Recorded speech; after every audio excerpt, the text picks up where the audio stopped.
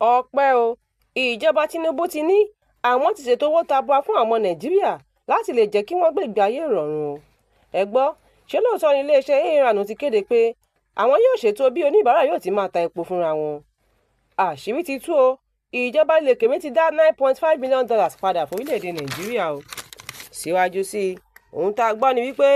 ìjọba ilẹ̀ Jersey tó wà ní Ireland láàrin ilẹ̀ Gẹ̀ẹ́sì àti orílẹ̀-èdè France àwọn ló kéde wípé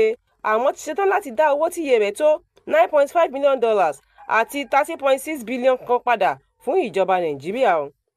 síwájú sí i nínú ìwádìí ṣàfihàn pé àwọn kọ̀lọ̀rọ̀ sí ẹ̀dá kan ló ṣiṣẹ́ ibi yìí o àmọ́ ṣá àṣírí wọn ti padà tú lẹ́yẹ kọ̀ọ̀kan ni wọ́n ní owó náà ti ń pẹ́ jù lọ́dọ̀ àwọn ìdí nìyí tí wọ́n ṣe dá owó náà padà fún Nàìjíríà o àmọ́ ṣá o ìjọba Nàìjíríà ní owó náà yóò wúlò púpọ̀ láti yanjú àwọn ohun amáyédẹrùn fún ìlú wa àti láti fi parí òpópónà tó so ìlú Àbújá pọ̀ mọ́ ìlú Èkó. ṣẹ́yìn náà ti gbọ́ nípa ètò àti owó tí Tinubu yà sọ́tọ̀ fún àwọn ọmọ Nàìjíríà o ohun tá a gbọ́ ni pé ààrẹ Tinubu ya $9.3 billion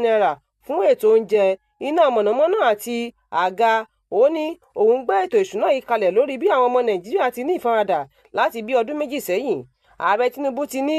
ọ̀rọ̀ ètò ààbò ó jẹ́ ohun tí yóò mú ìdàgbàsókè bá ọrọ̀ ajé ìdókòwò àti àlàáfíà bá orílẹ̀-èdè wa o àti pé ìjọba yóò pèsè iṣẹ́ ṣe àtúnṣe ọrọ̀ ajé kó lè fẹsẹ̀ múlẹ̀ dáadáa àti àwọn tí yóò mú ìrọ̀rùn bá orílẹ̀-èdè wa yìí. ẹ̀gbọ́n náà ṣe lóòótọ́ ni pé iléeṣẹ́ AARAN ti kéde wípé òun yóò ṣe àgbékalẹ̀ àwọn ilé epo bẹntiróòlù tí oníbàárà yóò ti máa ta epo fúnra wọn tí wọn yóò sì máa sanwó láìsí ẹnikẹ́ni tí yóò tà fún wọn o nítorí wọ́n ní bó ṣe wà káàkiri láwọn orílẹ̀-èdè kọ̀ọ̀kan nìyẹn àmọ́ ṣá o ẹgbẹ́ àwọn òṣìṣẹ́ ilé epo ti tako ìgbésẹ̀ náà látàrí pé yóò gba iṣẹ́ lọ́wọ́ àwọn kan. fún àkọ́tún ìròyìn ẹ tẹ̀lé wa lórí ìkànnì Yorùbá Space TV lórí ayélujára Facebook àti YouTube Tèmítọ́pẹ́ Hasan ló ń jábọ̀ ròyìn sétí ìgbọ́ yín. ire o.